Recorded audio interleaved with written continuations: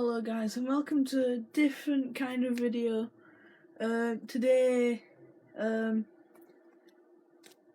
we're going to be doing is, I'm thinking about doing like a reading sort of thing. So, go away now if you don't want to listen to it. It's just going to be 5 minutes of me reading this book. Come here. You see that? Yeah, I'm gonna be reading this because it's a new book, and yeah. So,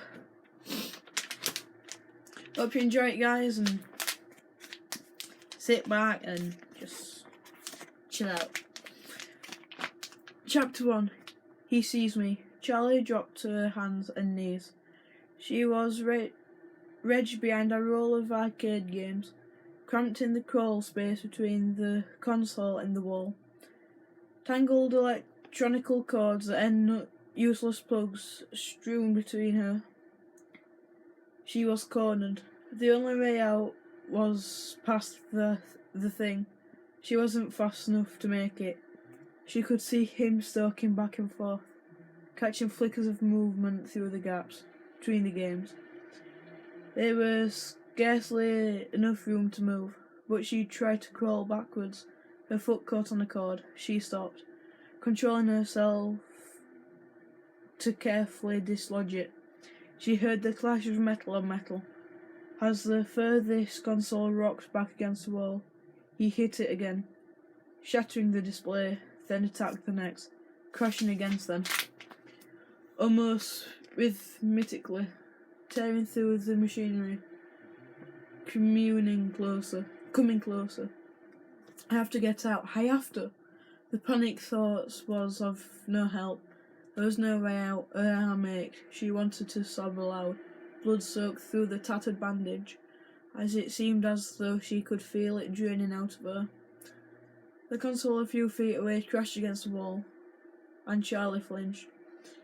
He was getting closer. She could hear the grinding of gears, and the clicking of severs, and ever louder. Eyes closed, she could still see the way he looked at her. See the matted fur and the exposed metal beneath the synthetic flesh. Suddenly the console in front of her was wrenched away. It toppled over, thrown down like a toy. The power cords beneath her hands and knees were yanked away, and Charlie slipped, almost falling. She caught herself and looked up, just in time to see the downward swing of a hook. Welcome to Hurricane Uta. I think that's what it says, I'm not sure. Charlie smiled early at the sign and kept driving. The road didn't look any different from one side to the sign to the other, but she felt a nervous anticipation as she passed it. Like I said. Give me a sec. This one, like reading this book.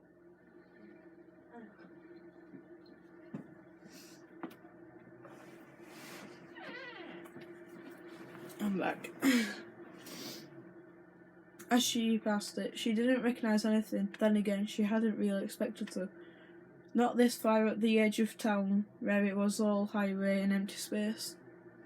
She wondered what the others would look like, who they were now. 10 years ago, they'd been best friends, and then it happened, and everything ended, at least for Charlie.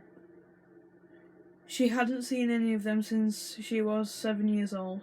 They had written all the time as kids, especially Marla, who wrote like she talked, fast and incoherent. But as they got older, they had grown apart. The letters had grown fewer and further between, and the conversations leading up to this trip had been perfunctory and full of awkward pauses. Charlie repeated their names as though she reasserted herself that she still remembered them: Marla, Jessica, Lima, Carlton, John, and Mitchell.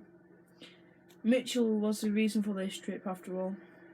It was 10 years since he lied, 10 years since it happened, and now his parents wanted them all together for the dedication ceremony. They wanted all his old friends there when they announced the scholarship. They were created in his name.